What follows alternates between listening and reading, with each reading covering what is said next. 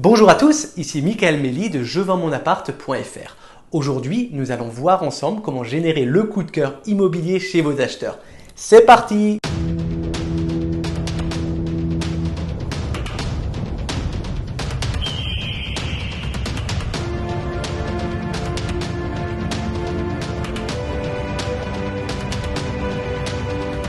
Ah, le fameux coup de cœur. Tous les vendeurs de biens immobiliers ont entendu au moins une fois cette phrase de la part de leurs visiteurs: on cherche le coup de cœur. Cette émotion particulièrement intense et qui pousserait un acheteur à faire une offre sur un bien indépendamment de son prix et de ses défauts. Mais qu'en est-il dans la réalité ? Le coup de cœur qui, comme évoqué précédemment, ressemble à un coup de foudre entre deux individus, entre un acheteur et son bien immobilier, est en fait une succession d'éléments cohérents et logiques dans un objectif combiné.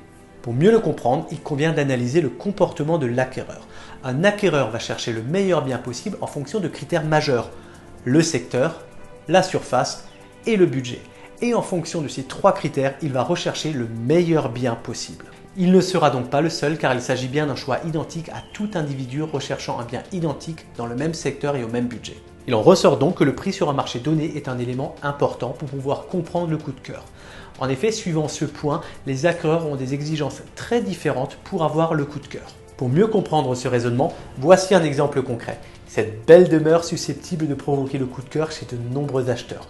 Une construction récente, une piscine, une salle de bain spacieuse.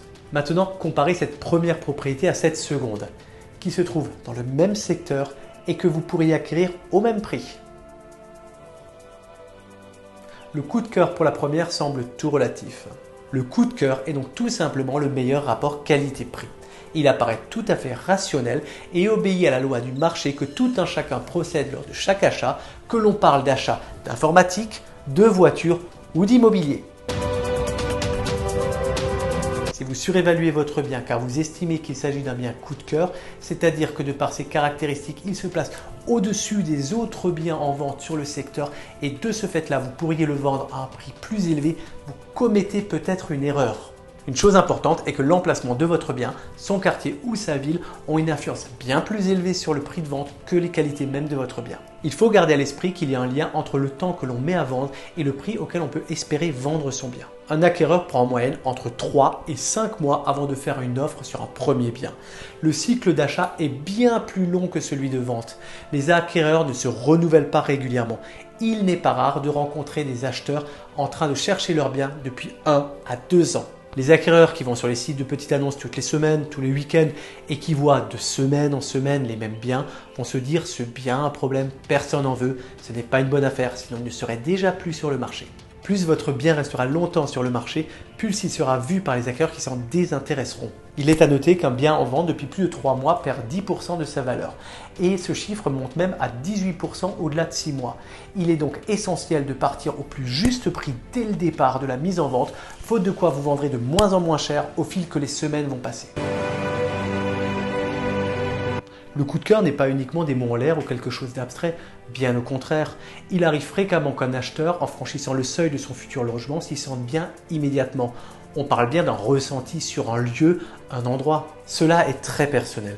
Il n'y a pas de bien coup de cœur, car celui qui peut être un coup de cœur pour vous ne le sera pas forcément pour votre voisin, car ça dépend de tellement d'éléments subjectifs et non objectifs, comme le choix d'un plat ou d'une couleur, et ce qui vous plaira à vous ne plaira pas forcément à une autre personne. Définir votre stratégie de vente sur ce point serait donc illusoire et vous fera perdre un temps précieux. Et il en est de même si vous pensez vendre un bien coup de cœur que vous souhaitez vendre plus cher que le marché.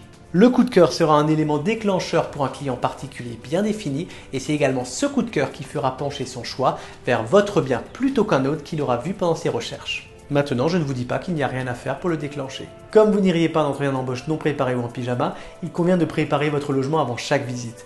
Le ranger et le nettoyer restent la base de la préparation. Mais pour tenter de séduire un acquéreur, comme dans la séduction entre personnes, il convient de le montrer sous son plus beau jour.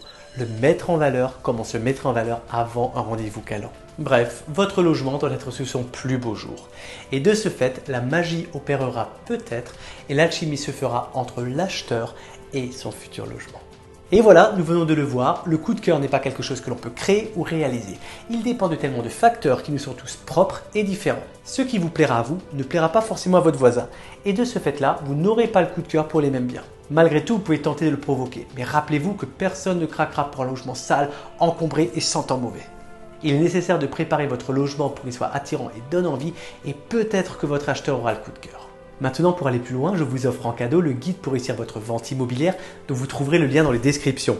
Et pour ma part, je vous dis au revoir et à bientôt dans une autre vidéo avec jevendmonappart.fr.